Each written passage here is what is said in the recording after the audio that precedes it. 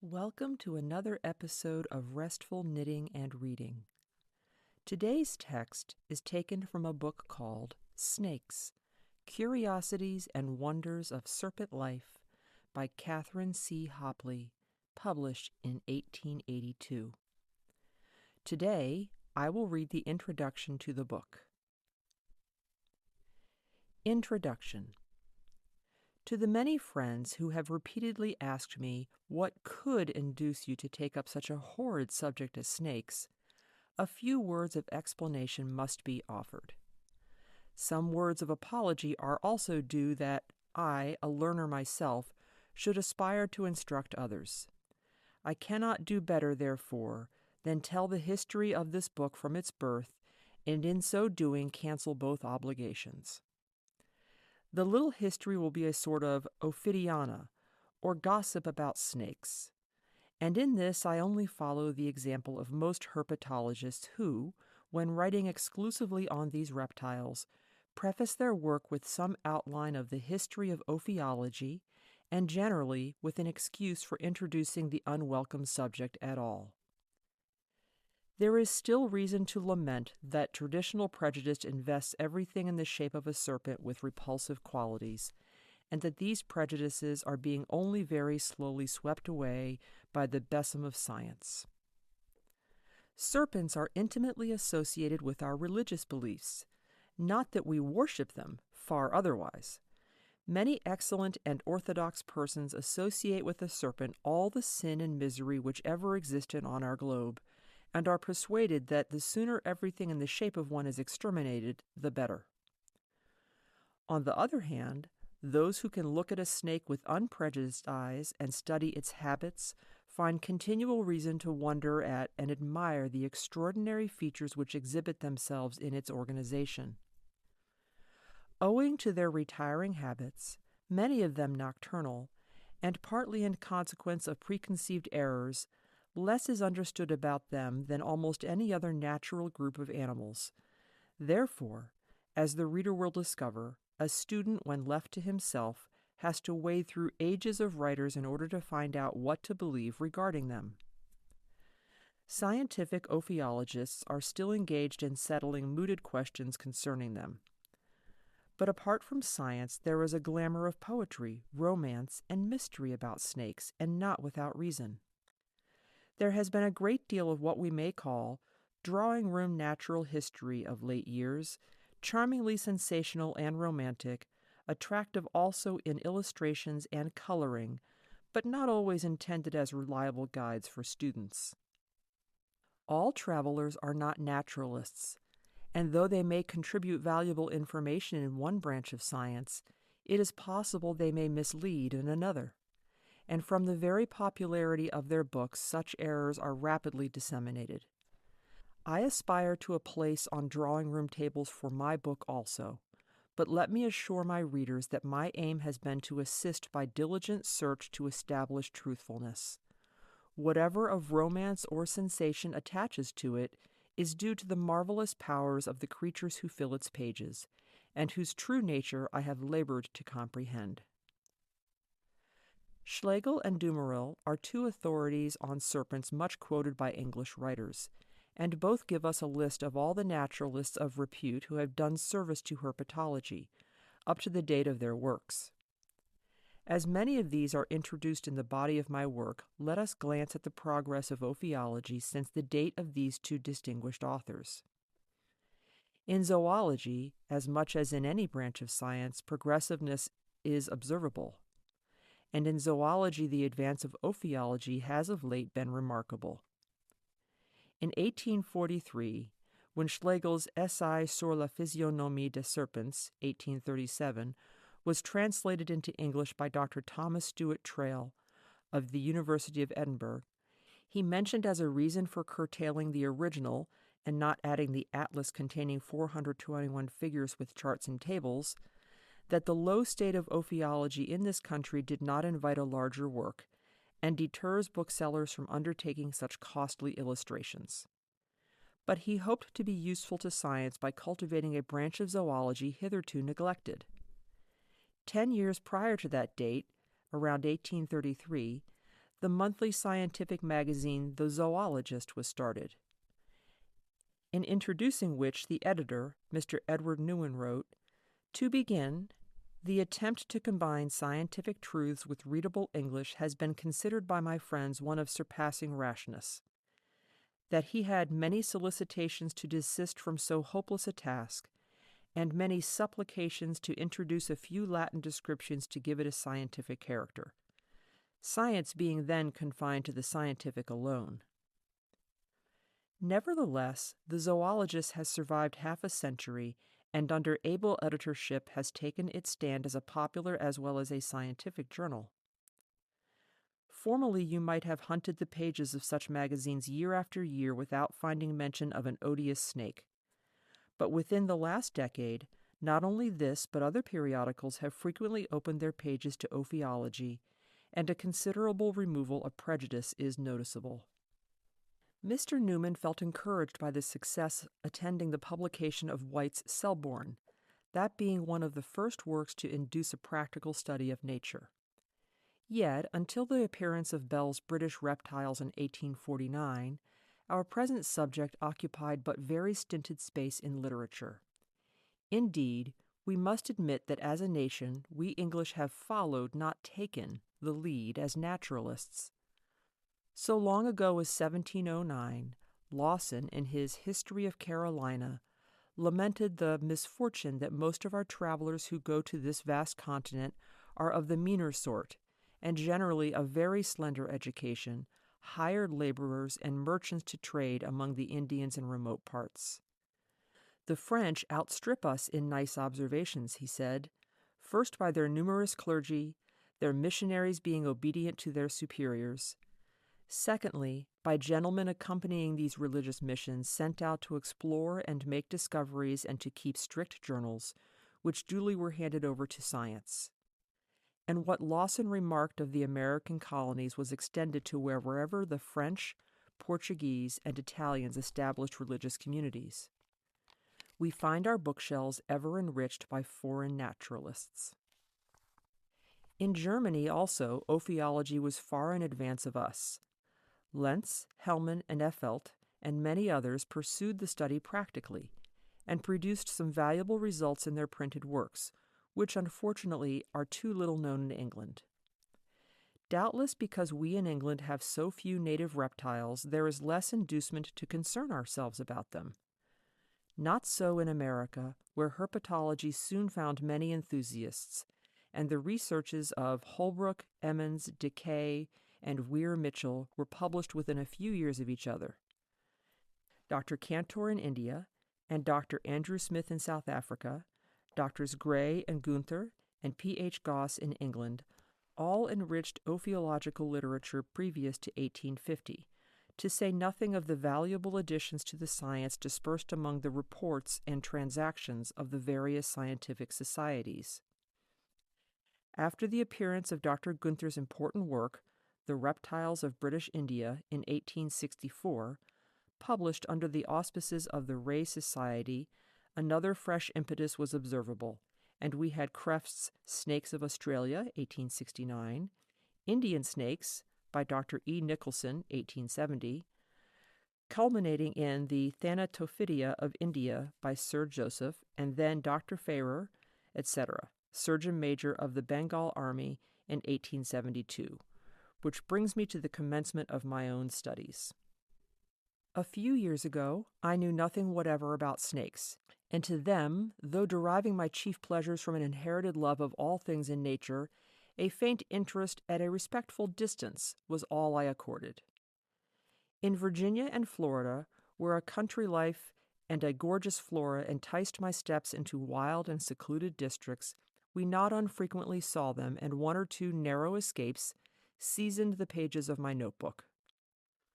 When in such rambles we caught sight of one, we flew at our utmost speed, encountering the far greater danger of treading on a venomous one in our precipitous flight than in shunning the probably innocent one from which we were fleeing. My first startling adventure in Virginia was more ridiculous than dangerous. We were about to cross a little rivulet that ran rippling through a wood, in which there were many such to ford. Often fallen boughs and drifting logs dragged into the shallow parts served as stepping stones. These became blackened in the water and partially covered with tangled driftweed. Were so familiar a sight that, without pausing to observe, I was making a spring when my companion caught hold of my dress, crying out, "Don't step on them, they will bite you." The supposed shining and tangled boughs were really two large black snakes commonly known as racers, enjoying a bath. But until I had hastily regained the top of the bank, alarmed at the excitement of my young friend, I did not discover the nature of our intended stepping stones. The snakes were not venomous, but very spiteful, and might have resented the interruption by sharp bites. In moving, they probably would have caused me to fall upon them and into the water, when they might have attacked me with unpleasant results. Now, however, my chief vexation was that they got away so quickly I could learn nothing about them. Another escape was on an intensely hot day when in early morning we had started for a botanical ramble. Our way lay along a sloping bit of pasture land, bounded on the east and higher ground by a dense wood, which afforded shelter from the sun. Beguiled on and on, among the lovely copses of exquisite flowering shrubs and a wealth of floral treasures which carpeted the turfy slopes, we were unconscious of time. Though only in the merry month of May, blackberries of enormous size and delicious flavor, trailing on long briars yards and yards over the mossy grass, invited us to break our fast, and, all unmindful of the breakfast hour, we feasted and rested. Suddenly, we found ourselves no longer shaded by the wood to the east of us, for the sun had mounted high, and at the first touch of his scorching rays, as we rose to our feet, we glanced at each other in dismay, for we had open ground to cross in getting home. My Virginia companion said that it would be better to ford the streams in the wood than risk sunstroke by crossing a cornfield, our nearest way home. This we decided to do, and having surmounted all obstacles, were almost within earshot of the house when Ella, with a shriek, started and ran back, exclaiming, "A moccasin!" "What? Where?" I eagerly inquired, trying to follow the direction of her eye. "Oh, Miss Hopley, come back, quick, come away. Water moccasins are worse than rattlesnakes, for they dart at you." Sufficiently alarming, certainly, yet I wanted to see the terrible object and ascertain how far off it was, and at length discovered the head and neck of a snake erect. About a foot of it was visible, and might have been taken for a slight stem or stick standing perpendicularly out of the swamp herbage bordering the narrow path. The fixed eyes and darting sting, which I then thought the tongue to be, seemed to endorse the character my young friend had given it. Yet I lingered, fascinated, no doubt, by its gaze, the fascination in my case partaking of curiosity chiefly. The reptile remained so rigid that I was inclined to venture nearer, nor did I welcome the idea of having to retrace our steps and risk the open field under that Virginia sun. But Ella would not hear of passing the deadly snake. There were others, she was sure, in that swampy part. Well, we reached home at last, more dead than alive, having discarded our treasured specimens and substituted sprays of enormous leaves with which to shield our heads from the sun. And I have ever reflected that of the two dangers, snakes and sunstroke, we risked the greater in traversing that cornfield at such an hour. Besides that deadly moccasin and frequent black snakes, there were whip snakes, milk snakes, and many others which were brought home as trophies of courageous slaughter. But by no scientific names were they known there, except this name, moccasin or moccasin, which probably conveyed some special meaning to the aborigines. Few of the Indian vernaculars have been preserved in the United States as we find them in other parts of America, which latter are treated in chapters 22 and 23 of this work, but common English names prevail. After a time, I proposed to write a book about snakes, starting with the stereotyped ideas that they all stung in some incomprehensible way, that the larger kinds crushed up horses and cattle like wisps of straw, and that all, having viciously taken the life of the victim, proceeded with Epicurean gusto to lick it all over and smear it with saliva, that it might glide down their throat like an oyster. there are those who, to this day, believe the same. My proposed book was, however, simply to recount some adventures among the snakes which were encountered in our American rambles. It was intended for the amusement of juvenile readers and to supplement the little work about my pet birds, which had met with so kind and encouraging a reception. But in order to merely recount an adventure with a snake, some knowledge of the reptile is essential. One must at least be sure of the correct name of the horrid thing, which lifted its menacing head a few feet in front of us, such local names as black snake and moccasin snake affording no satisfactory information. Nor were hasty references to books much more satisfactory. Mr. P. H. Goss had been over the same ground gathering many interesting items of natural history, but in his letters from Alabama I could not decide on my moccasin snake. From this and his other works, and then from the authors quoted by him, I discovered only that there were many black snakes, some deadly, other harmless. The same with the moccasin snake, which was now of this color, now of that. While one writer expatiates on the beauty of the emerald snake, a living gem which the dark damsels of southern climes wind round their necks and arms, another describes snakes of emerald green which are dreaded and avoided. One traveler tells of a coral snake whose bite is fatal within an hour, while elsewhere a coral snake is petted and handled. Nor were names the only puzzle to unravel, for in almost every other particular writers on snakes are at variance. Those moccasin snakes in Virginia were venomous, I was sure, having known of accidents from their bite. Hoping to become enlightened as to their true name and character, I repaired to the zoological gardens to ascertain if they were known there. Equally perplexing were the carpet snakes, whip snakes, jararacas, and brown snakes. Yes, there were several together in one cage labeled moccasins, Tropidognathus fasciatus, from America, but to identify them with the one in Virginia, of which I had seen only a short portion from a distance, was impossible. To add to the perplexity, Holland the keeper assured me that these were quite harmless. "But are you sure these are harmless snakes? They are poisonous in America." "Well, miss, they have bitten my finger often enough for me to know," returned Holland. "Then there must be two kinds of moccasin snakes," I argued, "for the others are extremely venomous," and I related my Virginia experiences, and that I had known of a horse bitten by one that had died in an hour or so, fearfully swollen. "They have never hurt me," persisted Holland. Subsequently, I discovered that in the United States this name moccasin is a common vernacular, first and chiefly applied to a really dangerous viper, Ancistrodon pugnox or piscivorus, the one most likely that we saw in the wood, and secondly to a number of harmless snakes which are supposed to be dangerous, and of which those at the gardens, Tropidognathus fasciatus, are among the latter. Thus, at the very outset, the puzzles began.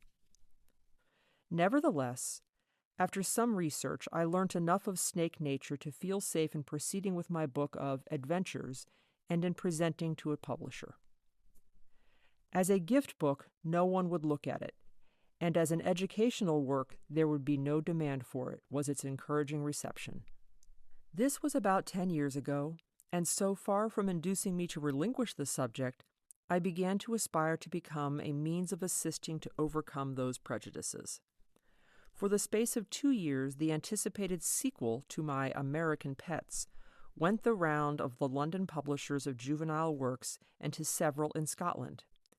It was read by many of them who professed to have been unexpectedly and extremely interested in it, but none could be persuaded to entertain so repulsive a subject. One member of a publishing house distinguished for the high standard of its literature positively admitted among his insurmountable objections that when a child his mother had never permitted him to look through a certain favorite volume late in the day, for fear the pictures of snakes in it should prevent his sleeping. An editor of a magazine told me he should lose his subscribers if he put snakes in its pages, and another made excuse that his children would not look at the magazine with a snake in it. Perhaps this is not so surprising when we reflect that until within a late date, snakes in children's books, if represented at all, are depicted as if with full intent of creating horror. They are represented with enormously extended jaws and, by comparison with the surrounding trees or bushes, of several 100 feet in length, sometimes extending up a bank or over a hedge into the next field or winding around a rock or gnarled trunk that must be, if the landscape have any pretensions to be perspective, a long way off. Slender little tree snakes of 2 or 3 feet long are represented winding round and round thick stems and branches strong enough to support you. Into the chasm of a mouth, from which an enormous instrument, intended for a tongue, is protruding, a deer the size of a squirrel, by comparison, or a squirrel the size of a mouse, is on the point of running meekly to its doom. No wonder children skip the few pages devoted to snakes in their natural history books, and grow up full of ignorance and prejudices regarding them. In no class of literature are original and conscientious illustrations more required than to replace some of those which reappear again and again and have passed down from encyclopedias into popular works, conveying the same erroneous impressions to each unthinking reader. The strongly expressed opinions of publishers convinced me that the prejudices of adults must first be overcome before children could be persuaded to look at a snake as they would look at a bird or a fish, or to enter the reptile house at the zoological gardens without the premeditated ochs and ugs and shudders. During the 2 years that witnessed the book Aunt Jenny's Adventures lying in first one and then another publishing house, an especial occurrence acted as a great stimulant, and induced an almost obstinate persistence in my apparently hopeless studies. This was the sensation caused by the daily papers in reporting the case of Coburn versus Mann and the Snakes in Chancery. To the horror and dismay of the general public, Mr. Mann of Chelsea was represented as keeping for his amusement all manner of venomous serpents, or as another paper put it, Mr. Mann had a peculiar penchant for keeping as domestic pets a large number of venomous snakes. I copy verbatim from the papers of that date. That these water vipers and puff adders were apt to stray in search of freedom, or, being accustomed to take their walks abroad, had strayed into neighbors' gardens to the terror of maidservants and children, and were now roaming up and down Cheyne Walk and turning the college groves into a Garden of Eden. So an action was brought against Mr. Mann, for the neighbors decided that there was no better remedy for a stray cobra than a suit in chancery. Everybody, during July 1872, was reading those delightfully sensational articles and asking, "Have you heard about Mr. Mann's cobras?" Mr. Frank Buckland was brave enough to venture into the dangerous precincts of Cheyne Walk, and even into the house of Mr. Mann, to test the virtues and vices of both the pets and their possessors. He finally tranquilized the public mind by publishing accounts of his visit, affirming that not one of the snakes was venomous, but, on the contrary, were charmingly interested and as tame as kittens. The testimony of so popular an authority served not only to allay local terrors, but to modify the sentence that might otherwise have been passed on the Ophiophilist, who was merely cautioned by the honorable judge to keep his pets within due bounds. After this, Mr. and Mrs. Mann and their domesticated ophidians held daily receptions. I was invited to see them, and in company with a clerical friend repaired to Chelsea. It was the first family party of snakes I had ever joined, and I must confess to considerable fluctuations of courage as we knocked at the door. Nor could one quite divest oneself of apprehension lest the boa constrictors to which we were introduced should suddenly make a spring and constrict us into a pulp. But they didn't. On the contrary, towards ourselves they were disappointingly undemonstrative, and only evinced their consciousness of the presence of strangers by entwining themselves about the members of the family, as if soliciting their protection. They were very jealous of each other, Mr. Mann said, jealous also of other company, as if unwilling to lose their share of attention. There were 6 or more snakes, several boas, of whom Cleo or Cleopatra has become historical, 2 or 3 lacertine snakes from North Africa, and a common English snake. The smaller ones were regaled on frogs for our special edification. At that time I had never been to the reptilium at the Zoological Gardens on feeding days, and when Mr. Man permitted a frog to hop about the table, and we saw the ring snake glide swiftly towards it and catch it in its mouth, we could not comprehend what was to happen next. "What will he do with it?" we both exclaimed. We had not long to wait. Somehow or other the frog, caught by its hind leg, got turned round till its head was in the snake's mouth, and the hind legs were sprawling and kicking, but in vain. Then, head foremost, it vanished by degrees into the jaws of the snake, while the head of a latter, poor thing, seemed dislocated out of all shape. It was a wonderful but painful sight, for how the snake's head stretched in that amazing manner, and how the frog was drawn into the mouth, was past our comprehension. An equally wonderful but far more attractive sight was Mrs. Man, a graceful and charming little lady in black velvet, with Clio coiling around her in Laocoon-like curves. The rich coloring of the beautifully marked reptile entwining the slender form of the woman, the picturesque and caressing actions of Clio, and the responsive repose of Mrs. Man as the snake was now round her waist, now undulating around and over her head and neck, was altogether a sight never to be forgotten. 2 sweet little children were equally familiar with the other boas, that seemed quite to know who were their friends and playfellows. For the children handled them and patted and talked to them as we talked to pet birds and cats. Such were the vipers, cobras, and puff adders that had figured in the daily papers. After this, the reptile house at the Zoological Gardens became a new attraction. From there to the bookshelves and back again to the gardens, my little book of adventures was discarded for a more ambitious work, but still was confronted by disaffected publishers whom even the Chelsea snakes failed to convince of public interest. Friends protested, and still demand, even while I write, how can you give your mind to such odious, loathsome, slimy creatures?